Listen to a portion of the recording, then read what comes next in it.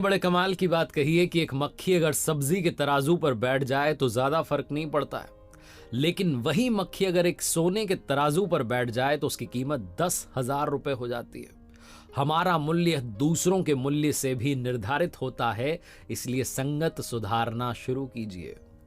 नमस्ते दोस्तों, मैं हूं आरजे कार्तिक। एक बड़ी छोटी सी कहानी है तीन राहगीरों की, तीन पैसेंजर्स की। अलग अलग दिशा से आ रहे थे और जंगल में एक बड़े पेड़ के नीचे विश्राम करने के लिए जब बैठे तो तीनों की मुलाकात वहां हुई। तीनों आपस में जानकारी बढ़ा रहे थे, कहां से आए हो, कहां जा रहे हो, क्या करते हो, ये वो। तीनों दिखने में एक जैसे थे, लेकिन तीनों के हाव भाव अलग अलग थे, एक्सप्रेशंस अलग अलग थे। पहला वाला बड़ा निराश लग रहा था, थका हुआ लग रहा था। दूसरा वाला थका हुआ लग रहा था लेकिन निराश नहीं लग रहा था। और जो तीसरा था वो बड़ा प्रसन्न लग रहा था, मुस्कुरा रहा था।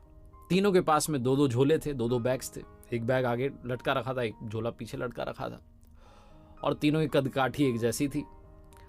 तीनों की बातचीत चल रही थी, तभी इनकी नजर पड़ती है कि सामने की तरफ एक जो पेड़ था उसके नीचे एक महात्मा जी बैठे हैं और वो इन तीनों को देख करके मुस्कुरा रहे हैं। पहले तो इन्होंने इग्नोर किया, फिर इनको लगा कि महात्मा जी तो मुस्कुराए जा रहे हैं हमें देख देख के, ऐसी क्या बात हो गई।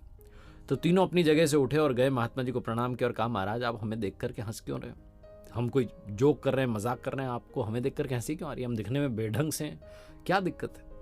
महात्मा जी ने कहा, बेटा मैं तुम्हारे प्रश्नों का उत्तर दूं उससे पहले मैं तुमसे एक प्रश्न करता हूं, उसका उत्तर दो।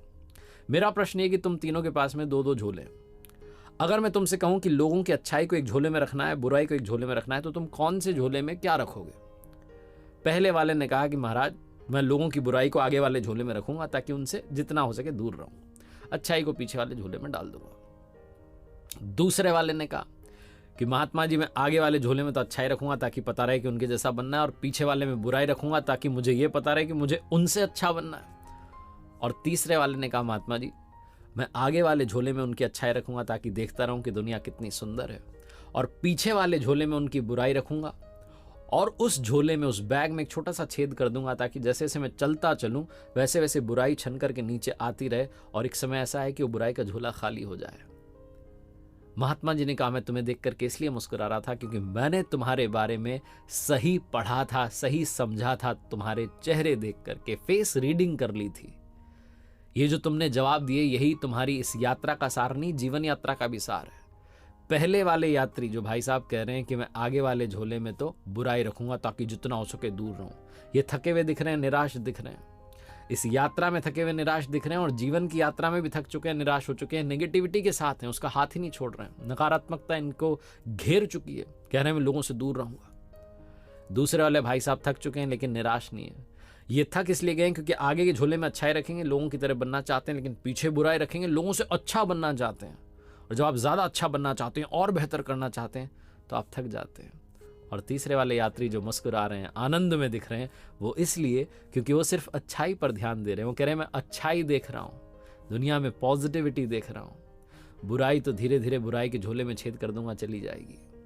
लोगों में अवगुण खोजते रहेंगे तो एक दिन पता चलेगा कि अवगुण आप में था। इसीलिए दूसरों में, आपको हर किसी में अगर आपको कमी दिखाई दे रही है तो कमी आप में है, दूसरों में नहीं है।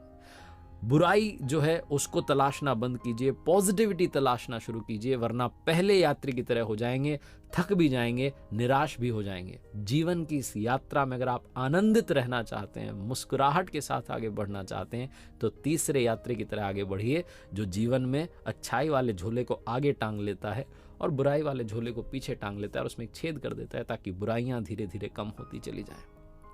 हमारा दृष्टिकोण हमारे जीवन को बदल देता है, इस बात पर अमल करना शुरू कीजिए।